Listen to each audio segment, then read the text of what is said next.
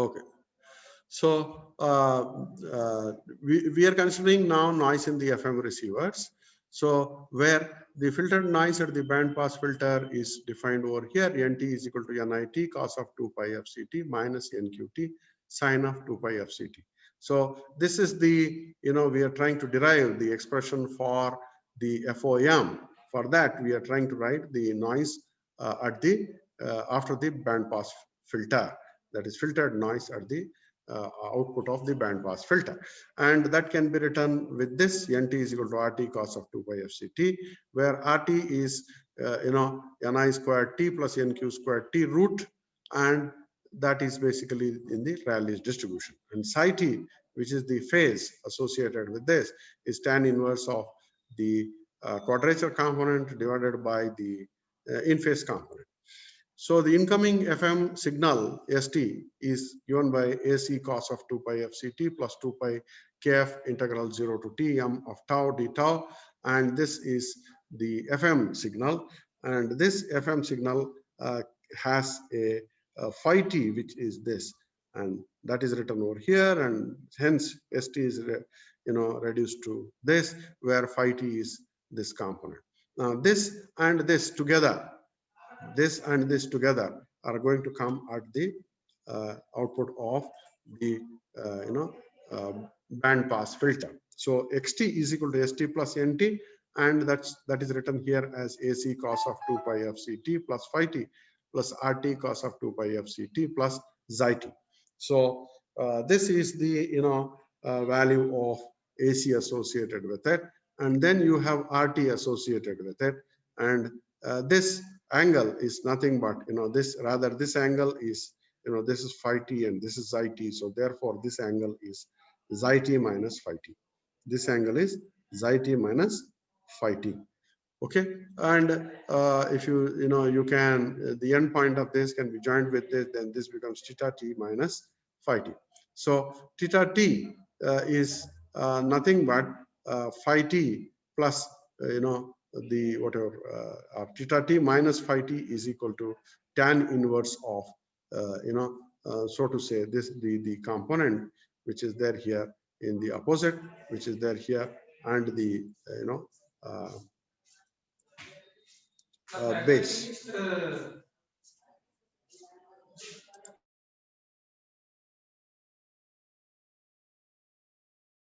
Okay, sorry for the interruption. So the what you call here, this is tan inverse of opposite by base. Opposite for this angle is this, right? And this is nothing but RT. This quantity is same thing as this quantity. Rather, it is this I should bother. Okay, and this is the angle here is xi t minus phi t. Opposite of that is that. So therefore, this quantity is nothing but RT sine of xi t minus phi t. This quantity from here to here.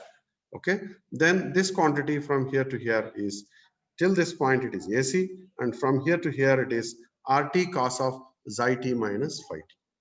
So it is opposite here by the base. Opposite by the base. Opposite is RT sine of xi t minus phi t. This is xi t minus phi t. So this quantity will be RT is this. So I want this quantity. Therefore, that will be RT's sine of xi t minus phi t.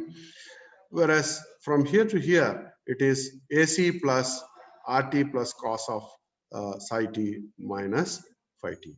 So the envelope of xt is of no interest to us. We are not bothered about the envelope of xt because any envelope variation at the band pass output are removed by the limiter. So our motivation is to determine the error in the instantaneous frequency of the carrier wave caused by the presence of filtered noise NT. So we are bothered about what is there in the filtered noise NT, and that will give us the value of theta over here. So with the discriminator assumed ideal, its output is proportional to d phi t by dt divided by 2 pi, or 1 by 2 pi of d phi t by dt. That is known as here d theta by dt. So this is theta dash. Theta dash is nothing but differential of theta. Theta dash is derivative of uh, theta t. Theta dash is differential or derivative of theta t with respect to time, and we need to make certain simplifying assumptions so that our analysis may yield useful results. So whatever we have here, same expression we are taking at this point, and once we take this, we generally neglect this compared to this. This is a large quantity compared to this, therefore we neglect it. And if you neglect it, then you'll get RT by AC sine of xi t minus phi t. Further to this, what we are doing is, we are substituting for phi t whatever is the value, that is 2 pi kf integral 0 to t m t dt, and we are trying to write the same expression over here. Uh, and that has to be, this theta t has to be differentiated, or derivative of that should be taken, and then we should write 1 by 2 pi. So same thing is written over here, 1 by 2 pi theta t d theta by dt is equal to, we need to differentiate this. So if you differentiate this, 2 pi, first 1 by 2 pi is there, so 2 pi gets cancelled. What left is kf. If you differentiate this integral, you are left with only that quantity mt, and then whatever we have here is the rest of the thing is just corresponding to the noise. And how much is this has to be found out. So that is, again, we need to divide this by 1 by 2 pi and differentiate this whole term with respect to t. Differentiate this whole term with respect to t. So then you'll get the expression for ndt. So ndt is 1 by 2 pi AC as it is, d by dt of RT sine of xi t minus phi t. So if you differentiate this, now xi t generally is, again, negligible, so we don't bother much about it. Okay, and directly we try to write RT sine of xi t. Phi t we will neglect. So we are left with only this, and that will give us this quantity is nothing but the so to say, the what you call quadrature component of the noise at the output of the band pass filter. Okay, so ndt is 1 by 2 pi AC d of nqt by dt. This means that additive noise ndt appearing at the discriminator output is determined effectively by the carrier amplitude AC and the quadrature component nqt. So here you have AC and nqt of the narrow band noise nt. So the noise NDT, additive noise NT, is dependent only on AC and NQT, quadrature component of the narrowband noise NT. So both those things are to be added to get the value of the VT over here, right? Which is discriminator output. So the output signal to noise ratio is defined as the ratio of the average output signal power to the average output noise power. So equation 6.31 the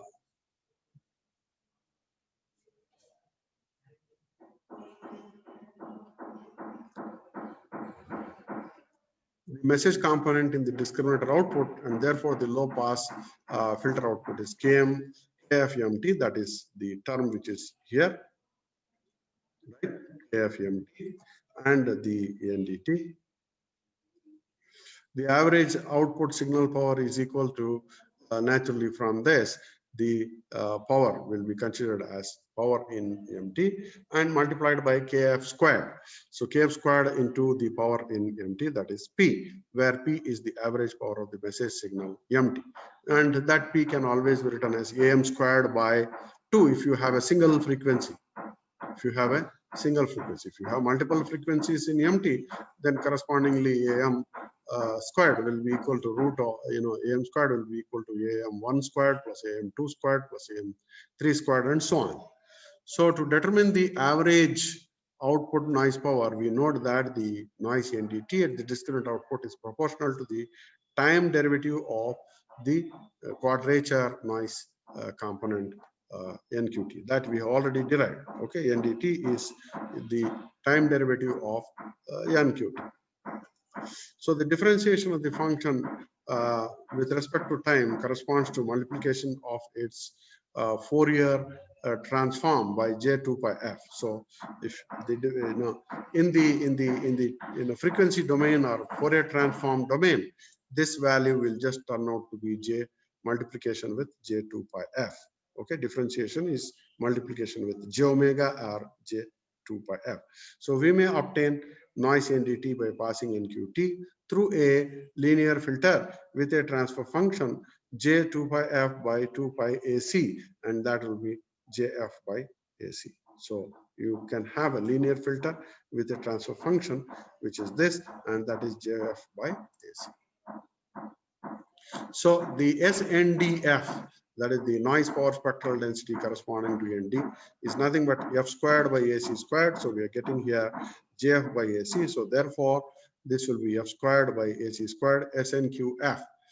And that will give the value of SNQF is N naught within this range and 0 in otherwise. Therefore, we will have N squared into F squared by AC squared within the bandwidth range and 0 otherwise, and 0 otherwise. So in place of BT by uh, so to say this SNOF will give you this quantity itself. So for wideband FM, we usually find that W is smaller than BT by 2, where BT is the transmission bandwidth of the FM signal. So W is considered over here because we are passing through a low pass filter. So this means that out of band components of your NOT T will be rejected. Okay, this means that out of band components of noise will be rejected.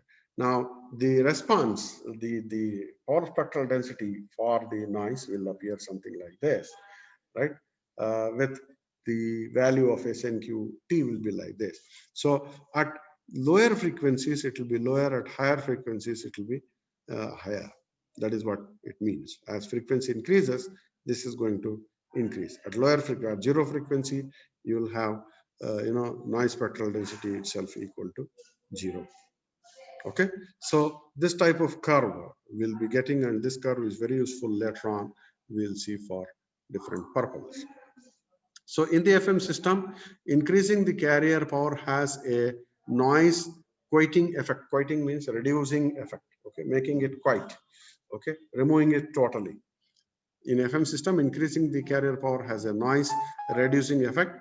Average power of the output noise is N naught by AC squared integral minus infinity to infinity F squared DF, and that will give us the value 2 N naught W cube by 3 AC squared F squared integral. If you take F cube by 3, you will get, and correspondingly F cube by 3 will be if you can substitute W and minus W as the limits, and then you'll get 2 N naught W cube by 3 AC squared, and that will be definitely proportional to 2 by AC squared. So we obtain the SNR at the output as KF squared P divided by the output power of the noise, which is corresponding to this, and hence we'll have the expression like this. So the average power in the modulated signal ST is AC squared by 2, and the average power, noise power in the message bandwidth is WNN. So the WN naught, the channel signal to noise ratio SNR-CFM will be AC squared by 2W naught. So a figure of merit will be the ratio between this quantity and this quantity, and that will turn out to be 2KF squared P by W squared. 2KF squared P by W squared, where if you have a single message frequency, then that will become AM squared by 2. P will be AM squared by 2. So thus we will get the figure of merit, which is something like this. So if you have a single tone modulation, then this will become ST. It will be a sinusoidal, will have a sinusoidal frequency of message signal only FM, and that will be AC cos of 2 pi FCT. This is carrier, and this corresponds to the message signal sine of 2 pi FM T del F by FM. Therefore, we may write this quantity as equal to this. This we know that this is the general expression. Now, this is the particular expression for a single frequency. So MT will be, you can try to write it del F by KF. cos of 2 pi FMT. And this del F by KF is nothing but the AM. So the average power of the message signal MT is P equal to del F squared by 2 KF squared, that is M squared by 2. So we get the output signal to noise ratio as, you can try to write that, 2 AC squared del F squared by 2 4 N naught W cube minus 3 AC squared beta cube by 4 N equal to, this is not minus, equal to 3 AC squared beta square 4 N naught by W. That is because the beta value is written as NF by, beta value is written as del F by the value of W. Okay, beta value is written as del F by W, where beta is del F by W is the modulation index, and we get the figure of merit, which is 3 by 2 del F by W whole squared, and that is 3 by 2 beta square. So it is important to note that the modulation index beta is equal to del F by W is determined by the bandwidth W of the post detection low pass filter, and it's related to the sinusoidal message frequency FM. So for a single frequency, this will become 3 by 2 beta square, where beta square is the modulation index. Okay, single tone or single frequency FM signal, modulating signal, we will have the value of the figure of merit as 3 by 2 beta square. So we have already seen this for the AM system. The maximum value of FOM is 1 by 3. For the FM system, it is 3 by 2 beta square. Value will be there compared to 1 by 3. And FM has a better performance. Generally, if you say that, if you can say that if this is greater than this, then FM has a better performance. So for FM to be better performed, naturally, when this quantity is equal to this, that will give us, beta squared is equal to 2 by 9, and beta will be equal to root 2 by 3, that is 0.471. So if beta is greater than 0.471, FM outperforms the AM. FM outperforms the AM. So if we define beta is equal to 0.5 as the transition between narrowband FM and wideband FM, then we say that the FM performs better than the AM, because beta here, the critical value of beta for FM to be better than the AM is 0.471. Hence, we define beta equal to 0.5 as the transition between narrowband FM and wideband FM. So if you have any doubts till now, you can ask.